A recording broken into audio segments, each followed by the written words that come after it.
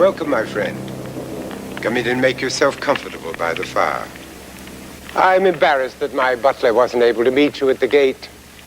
I'm afraid we'll be supping alone this evening. It's Brimstoke's night to howl.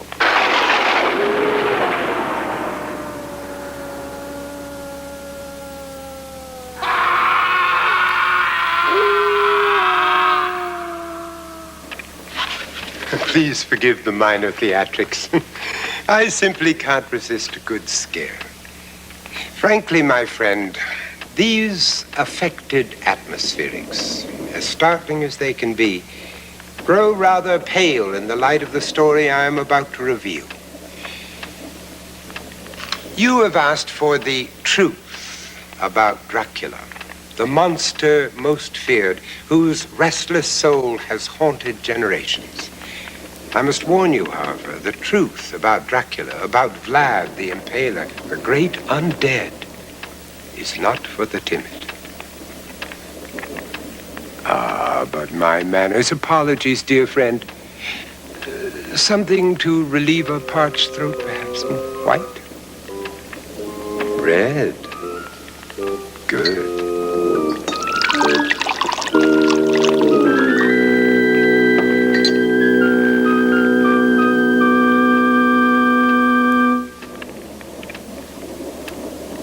Like the tightly locked door at the top of the darkened stairway in the classic horror movies, Dracula's legend stands before us, daring us to investigate. I, like you, have always been fascinated with Dracula. The curiosity that brings you here tonight led me to ask the same questions. Why has the Dracula legend intrigued us so many generations? Could it be his triumph over mortality?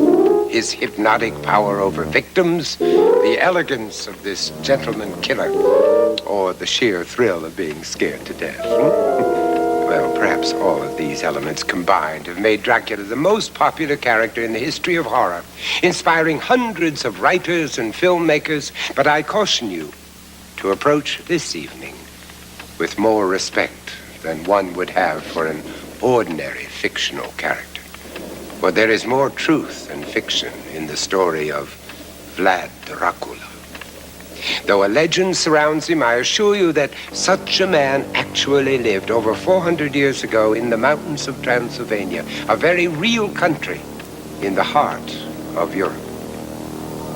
Here, in fact, in this town of Shigashiwara, the real Dracula, Vlad Dracula, began a legend that would endure the centuries.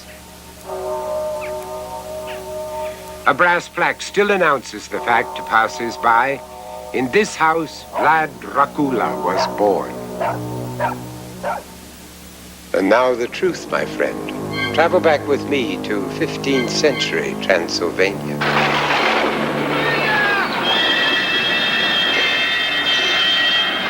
Those were turbulent times for Transylvania and for its neighboring region, Wallachia, which was ruled by Dracul, the father of Dracula.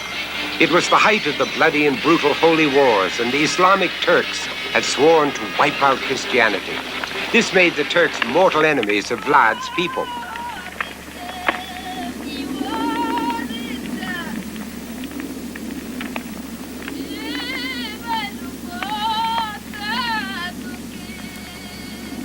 For many of his teenage years, Vlad was held captive by the Turks. When his father was murdered by dissenters in his own country, young Vlad, less than 20 years old, escaped and joined troops on a crusade against his enemies.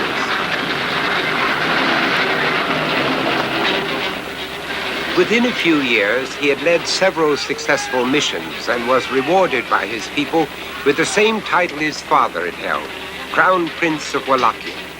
Thus began a rise to power unlike any other in history. Vlad first decided to assert his newfound power within his own country. He issued proclamations from his long table with a clear message for the boyars: submit or die. Innocence was a question decided by only one man, Vlad Dracula. In one day, some 500 nobles were impaled on stakes in the hills surrounding the city. Few dared to stand up against him again. From then on, Dracula was known as Vlad Tepes, Vlad the Impaler. And within a very short time, Dracula was undeniably the leader of his people.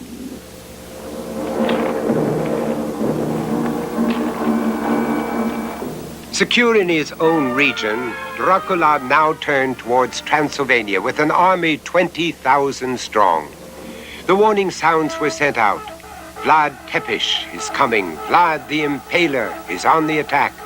No one knew where or when he would strike, but the tales of his tortures preceded him. In a papal letter sent to the Vatican, his atrocities were described. He killed some by breaking them under the wheels of carts. Others, stripped of their clothes, were skinned alive.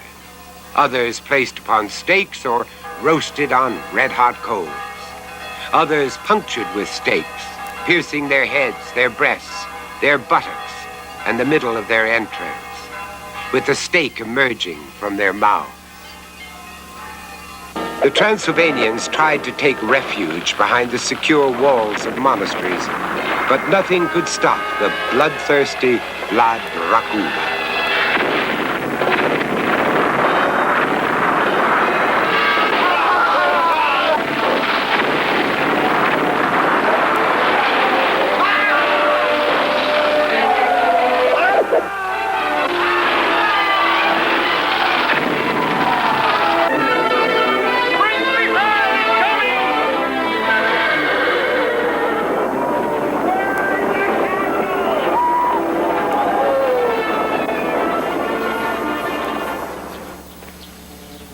It was during this time that this famous scene occurred, with Vlad dining at a table amongst the impaled bodies of his countless victims.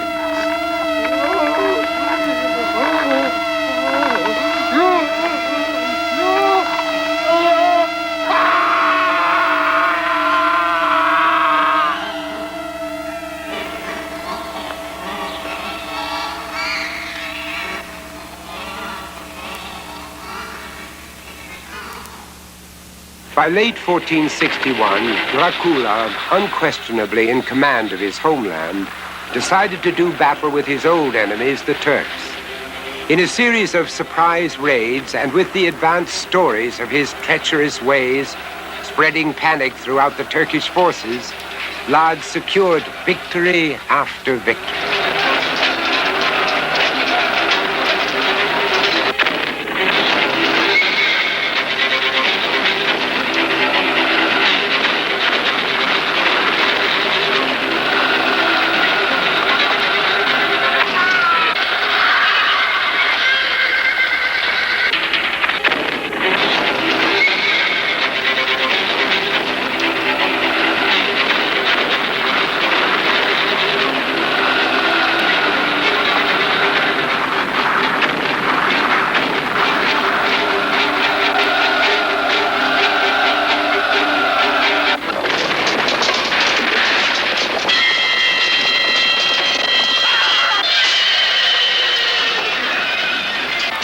Within an amazingly short period of time, he had achieved the impossible.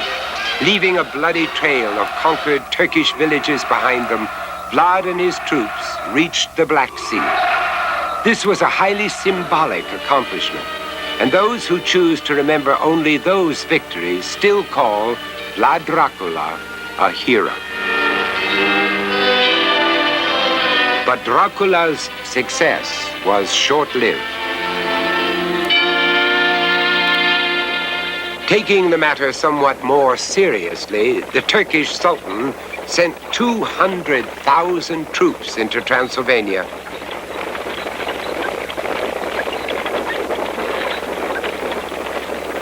Against these odds, Dracula was forced to retreat towards Wallachia.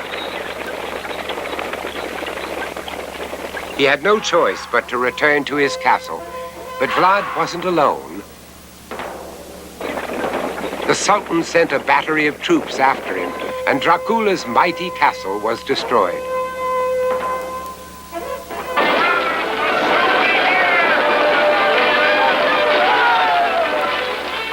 Dracula, however, escaped through a secret tunnel with a few friends and fled to Hungary. 12 years later, Vlad Dracula was finally killed by the Turks at this spot, Snagov. The Sultan ordered that Vlad's head be returned to him as proof of his demise. The monks at Snagov buried Dracula's headless body in their monastery. Some say he lives on. Truthfully, I am appalled at the treatment dealt him at the hands of today's Western culture. It must sadden him to be reduced to a mathematical puppet for preschoolers, a gaudy waxen caricature in cheap chambers of horrors. Why, his name has even been associated with a sugar-saturated breakfast cereal. This is an insult to Vlad the Impaler, hero to his people, and the very image of Satan to his enemies. The true, terrifying history of Dracula is found in no less a shrine than the British Museum. This in itself stands as a tribute to this master politician, statesman, warrior, and all-round benevolent dictator. Of course, every head of state has been prone to excess, and every head of state has his own peculiar tastes, whether for jelly beans, peanuts, or blood.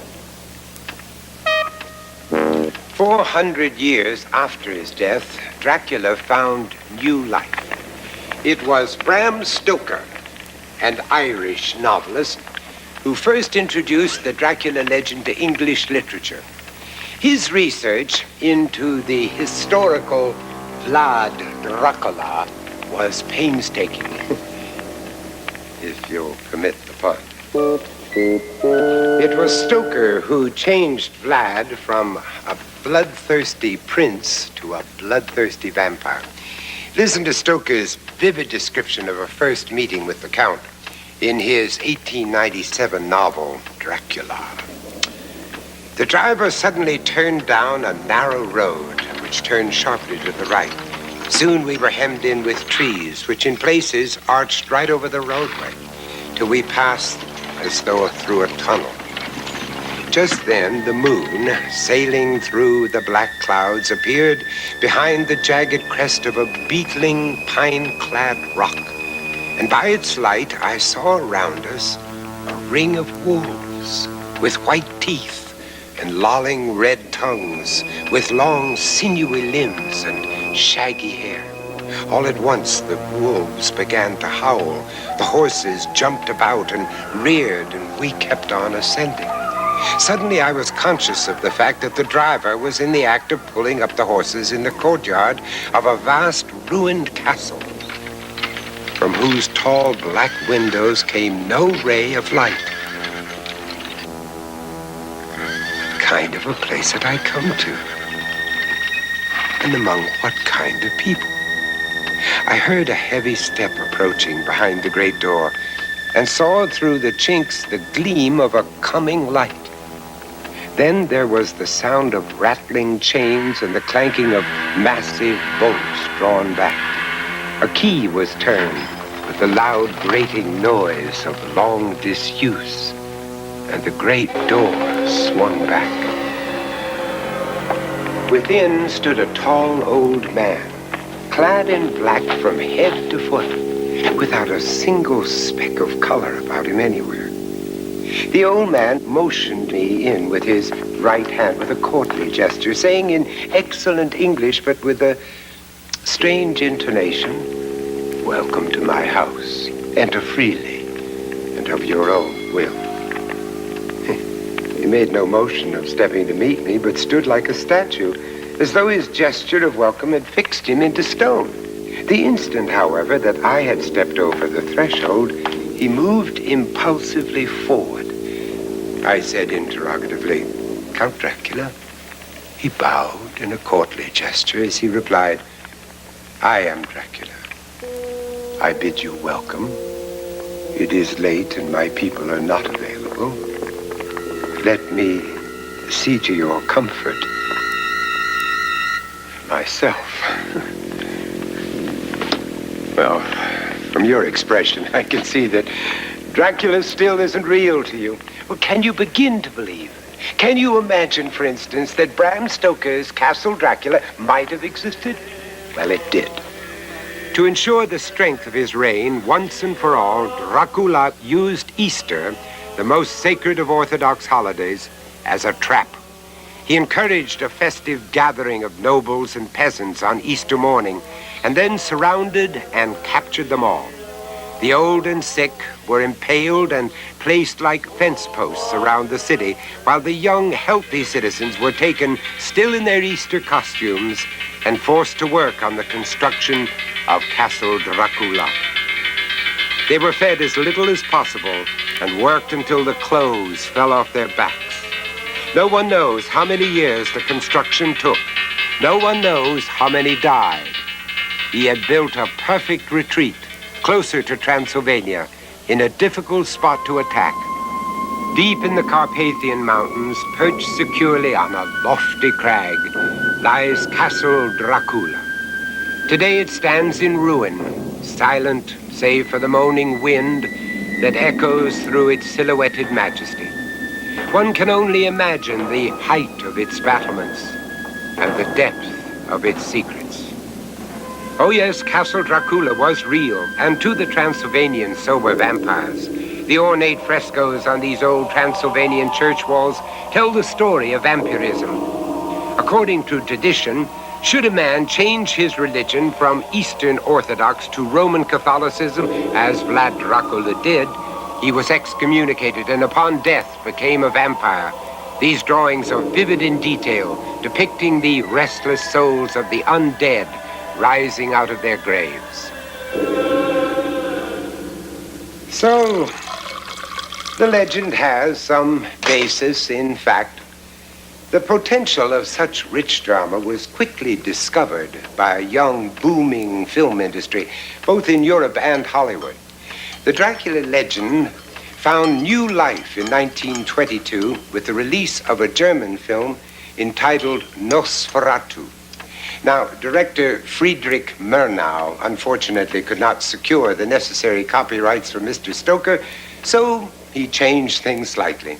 Transylvania became the Baltic states, Count Dracula became Count Orlok, but essentially Nosferatu was the first of over 200 movies to contribute to Dracula lore.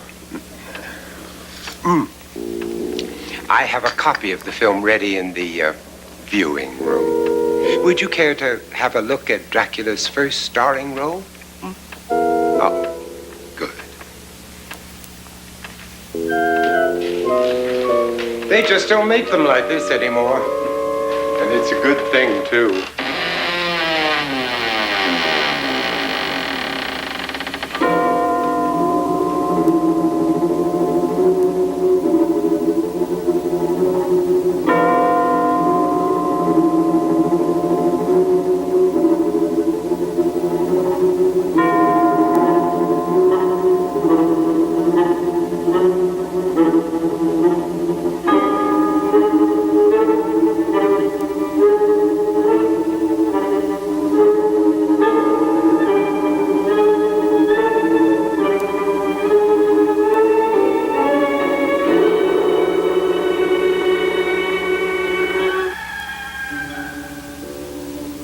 The actor is Max Schreck. His Count Orlok bears little resemblance to the elegant devils of later Hollywood and London versions. Though vampire stories had been translated to the screen as early as 1909, this film was an adaptation of Stoker's novel and is considered the first Dracula vampire movie. Even today, Nosferatu remains a masterpiece of horror.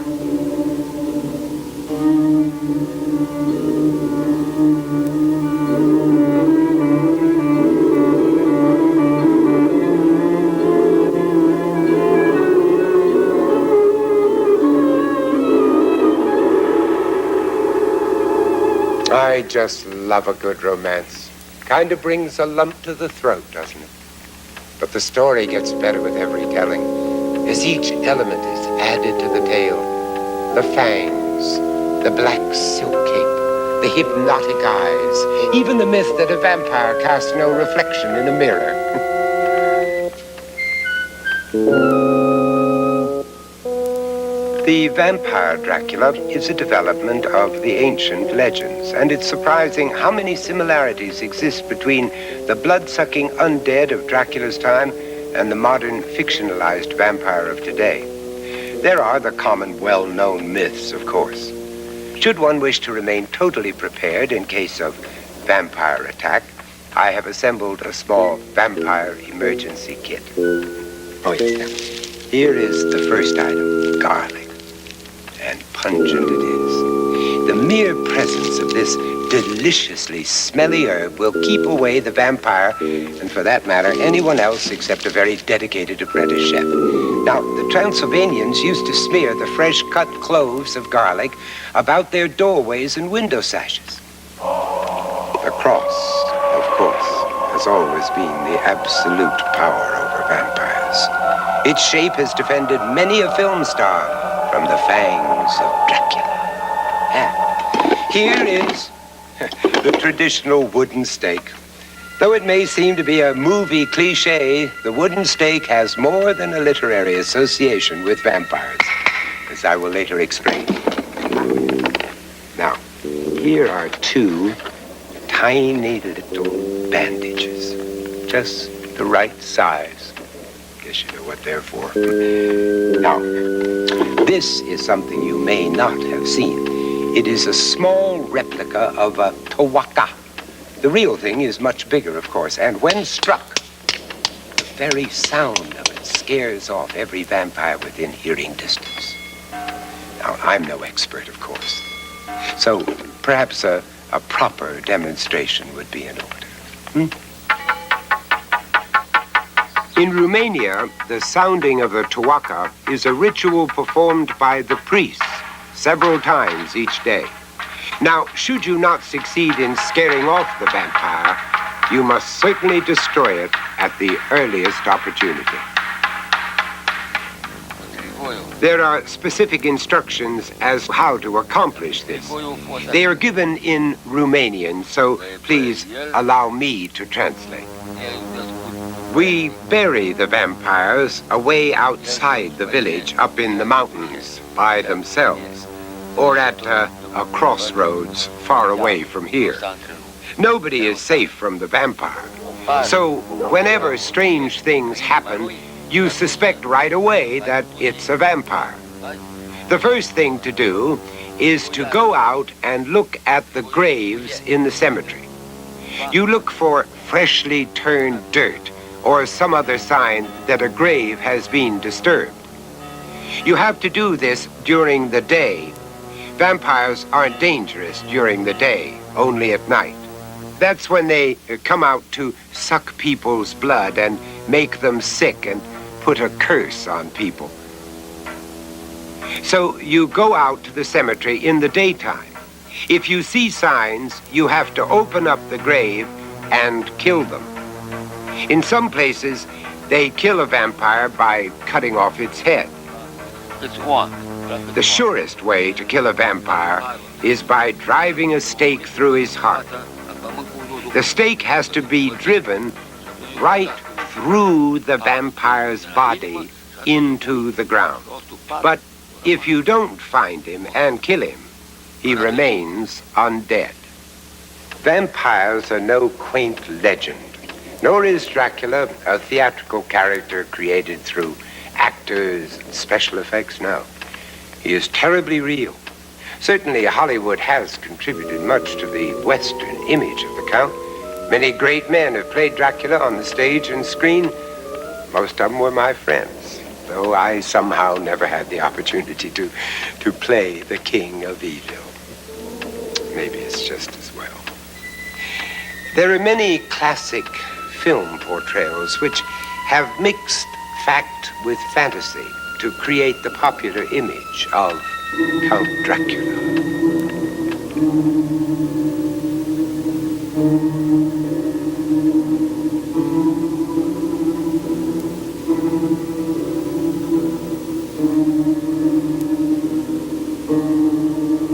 Over the years, many vampire movies have featured female vampires, but none compares with the nightmarish vampire directed by Carl Dreyer in 1932.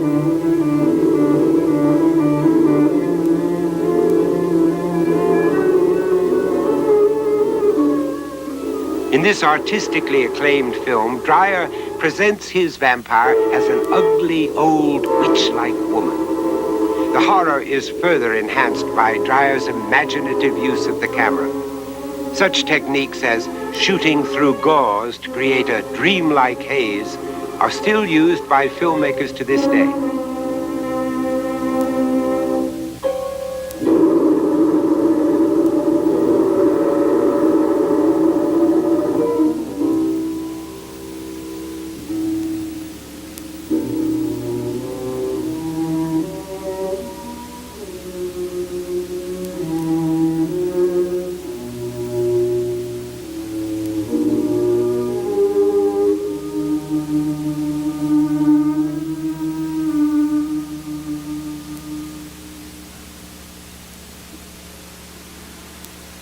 This 1936 Dracula sequel, Mark of the Vampire, incorporated all the classic elements: the spooky castle, the cobwebs, the dim candlelight, the eerie music, the pretty young girl, and of course, the most famous of all the Hollywood Draculas, Bela Lugosi. By day, the vampires must return to the ground in which they were buried, or else find shelter in some accursed retreat. It is then they are powerless. Then we must leave at daybreak. It's our chance to get away from here. What? And leave these monsters here to continue their work of destruction? It would be cowardice. What else is there to do? Search for them. Find their corpse-like bodies. It is in that state, and that state only, they can be destroyed. Their heads must be severed with one clean stroke and a sprig of bat-thorn placed within the gaping wound. We would be crazy to attempt what you are planning. I'll never do it. Never. In the morning we're leaving. I agree with you. Mark of the Vampire starred some very famous actors. Yes, that is Lionel Barrymore. In 3 hours, it will be daylight. Thank heaven the house is well protected for the night.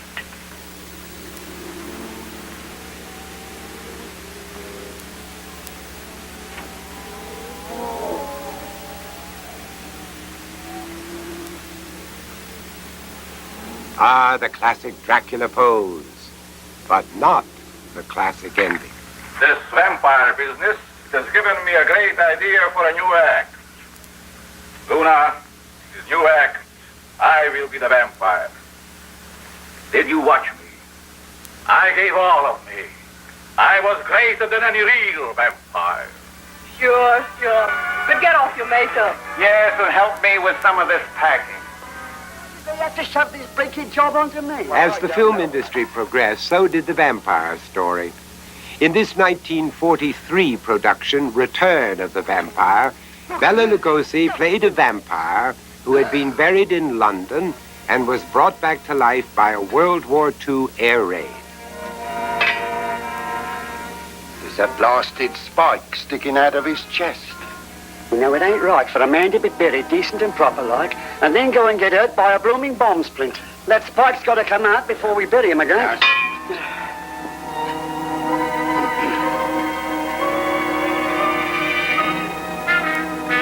Horace, pull it out yourself. Chicken-hearted, what you are.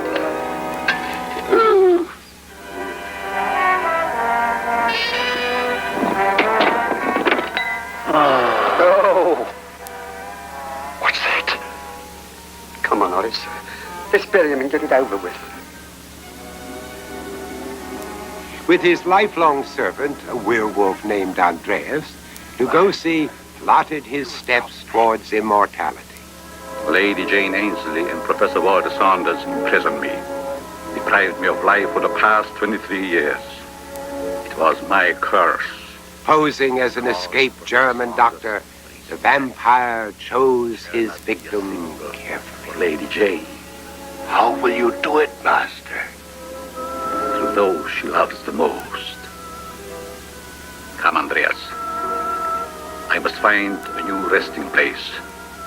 There you will bring the coffin with my native soil. And then, Andreas, I have other plans. And, well, you can guess the rest. I've seen sick men before. I know about men. Perhaps the most unwilling vampire in film history was John Beale as Dr. Beecher in the 1957 movie simply entitled The Vampire. You told me yourself these pills were from vampire bats. Exactly, but Paul, that doesn't make you another Dracula. You found a strong suggestive influence there, that's all. You think so? It's my opinion you need a complete rest. Well, you're wrong, Will. Look, Paul, people depend on you here. I don't want to see you destroy your life. It's a useful life, Paul. I don't want to see you destroy it over an hallucination like this. No hallucination. But suppose it is.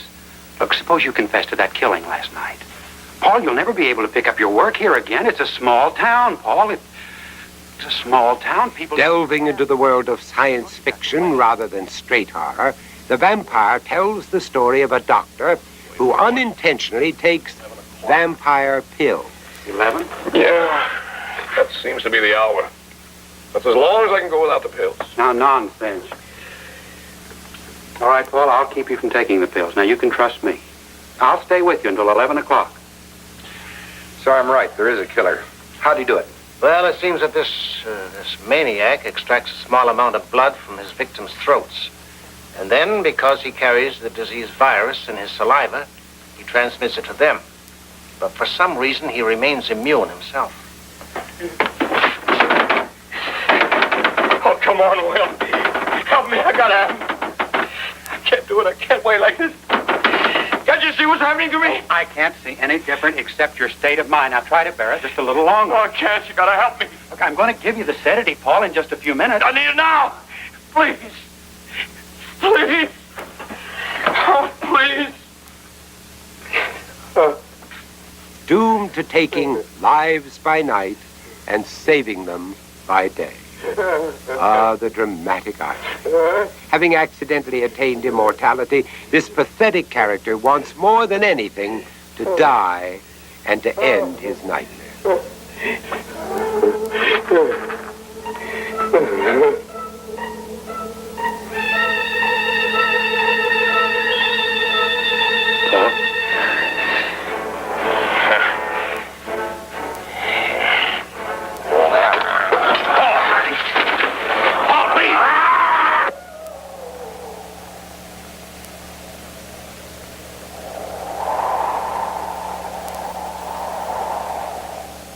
In 1961, actor Francis Lederer had his chance to portray the Prince of Darkness in Curse of Dracula, also called Return of Dracula. This time, the vampire comes to America for his evil pursuits. Using the name of Balak Godal, he presents himself to the unsuspecting family of Cora Maybury, claiming that he is her long-lost cousin from Eastern Europe. The cross is my enemy, Rachel. Take it off. Take off the cross, Rachel, then we can speak. I must speak with you. What? The cross.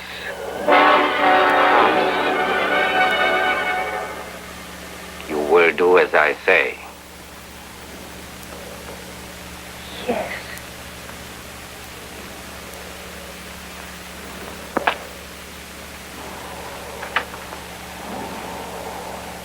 Obviously influenced by Bela Lugosi, Lederer is careful not to carry the resemblance too far, choosing a simple, dark business suit for his vampire attire.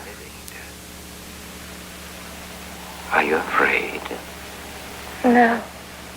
I bring you the darkness of centuries past and centuries to come. Eternal life and eternal death. Now do you fear?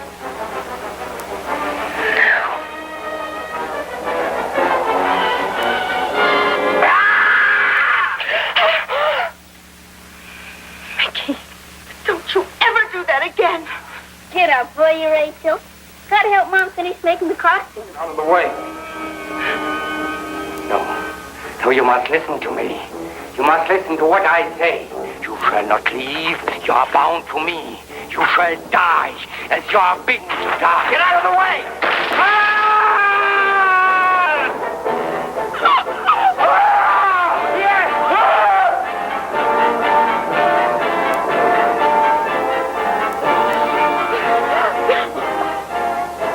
All right, we're all right.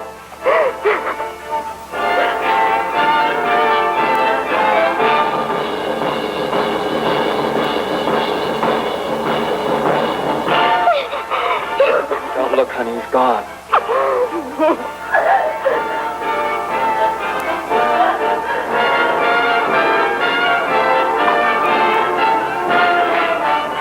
Ah, the imagination of the filmmaker. And who better in this age of cinematic miracles to perpetuate the evils of Vlad Dracula? But in this, as in all things, truth is stranger than fiction. From Bram Stoker down to today's characterizations of the prince, none has ever succeeded in even approaching the horrible truth of Vlad the Impaler. Even our most famous portrayals of Dracula fall short of the terror expressed in a 15th century portrait of the real Vlad Dracula. The artist is unknown, and so is his fate.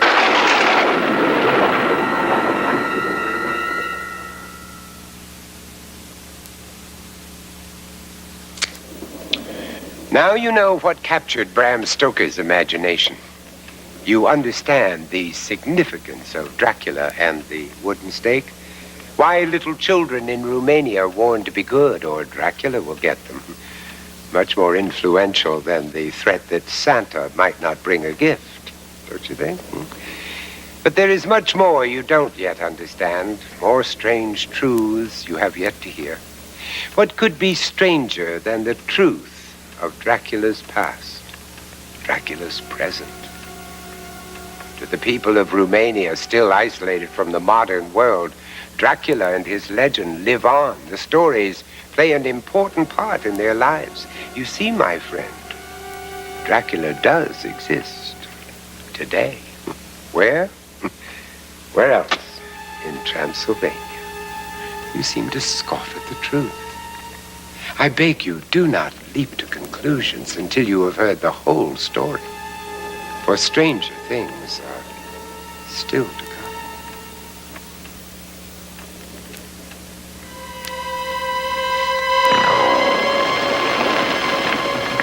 Come to a remote village in the Carpathian Mountains of Transylvania. Not 15th century Transylvania, when Vlad Dracula led his bloodthirsty raids, but Transylvania today, where his legend still lives on.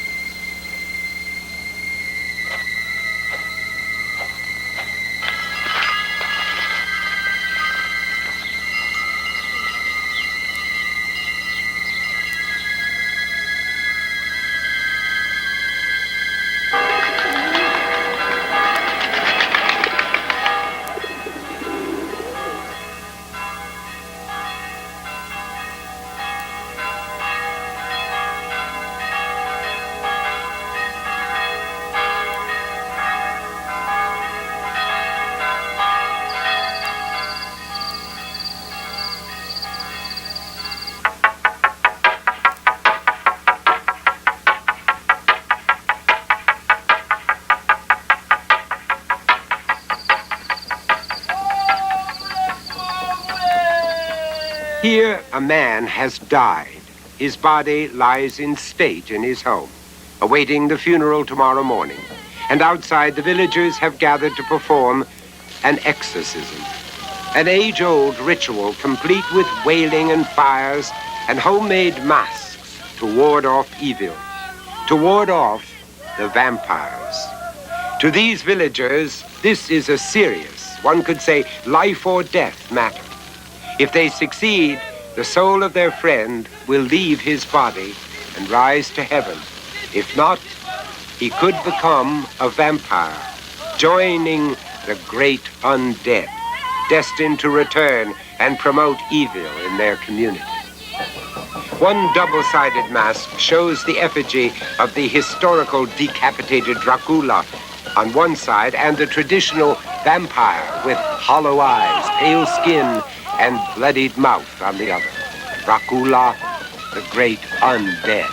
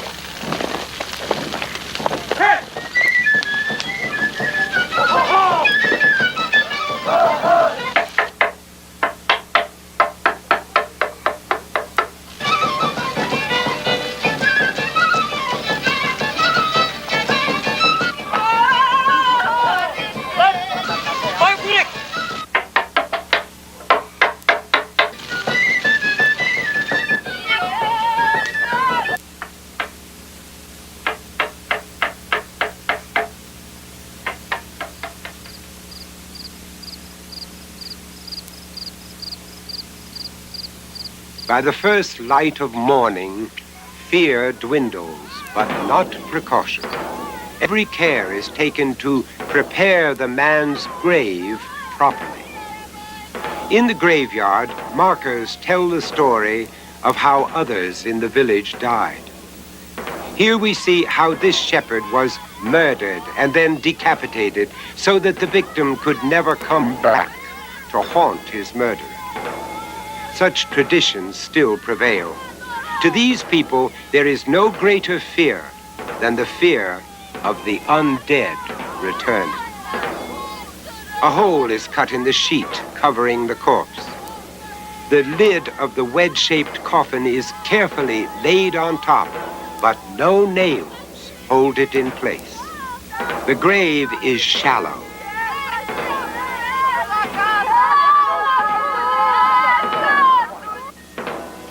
Al Fiului și al Sfântului Duh, acum și pururea și în vecii vecilor. Amin.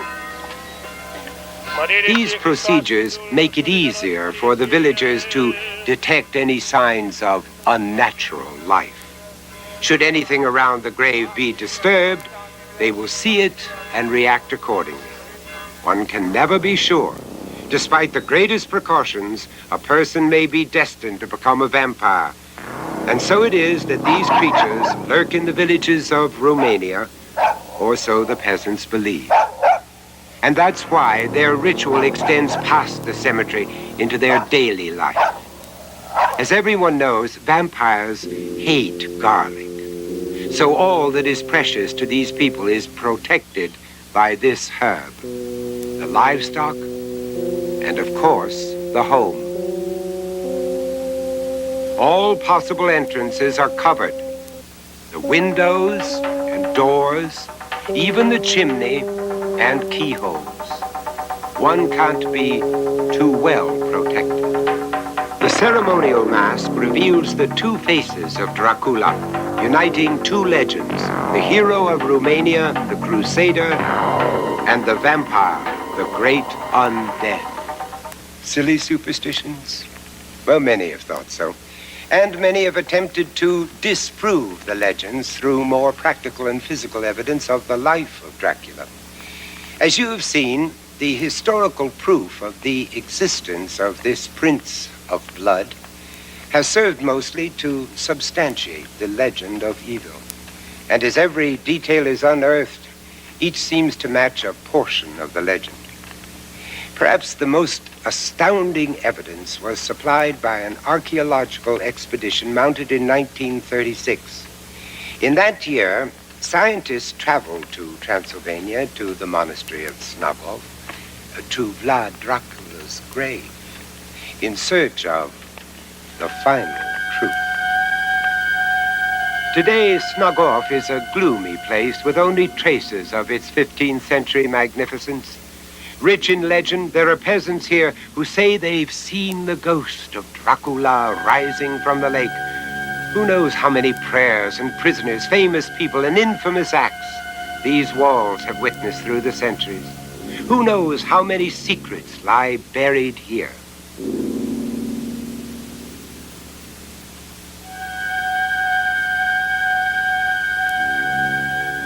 Professor Dino Rossetti was among the scientists who made that pilgrimage in 1936 here to Snogov. To this day, he is reluctant to discuss his findings. More than 40 years have passed since I conducted my archaeological work here at Snogov. Tradition said that the grave of Dracula, the grave of Vlad the Impaler, was located here.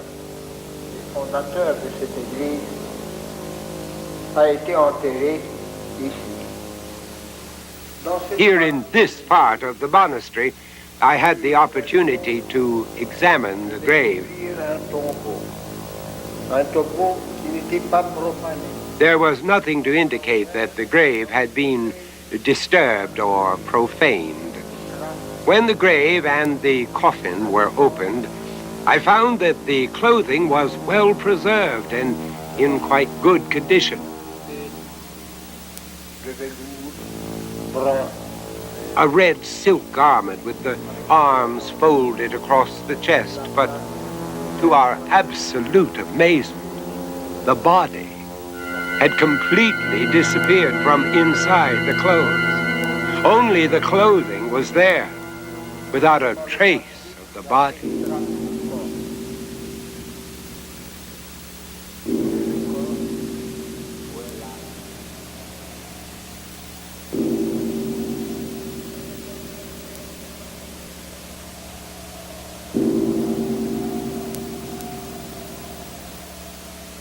Where is the body of Dracula? The body of the Impaler? The body of the great undead? Truth is an interpretation of facts, whether those facts be real or imagined. To the people of Romania, for the past 500 years, Vlad Dracula has existed as truth. The horrors of history lend credence to his legend. The people meld vampires, demons, and religious beliefs with the legend. The novelist mixes these elements with a fertile imagination and a dramatic flair, et voila, Count Dracula in all his glory. The prince's psychotic, twisted mind served a purpose for the people of Romania against the Turks.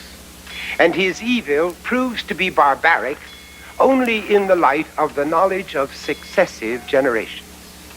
Well, I've told you the facts. It is up to each of you to interpret these facts and determine your own truth. Well, it's dawn already. How the time has flown. Well, I've enjoyed this evening very much. But I'm afraid our little chat must come to an end. Oh, Brimstoke should be back by now. He will show you out.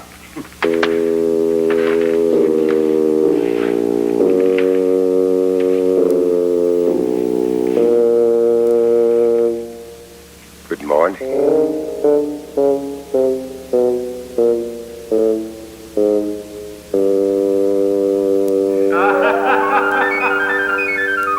Ha ha ha!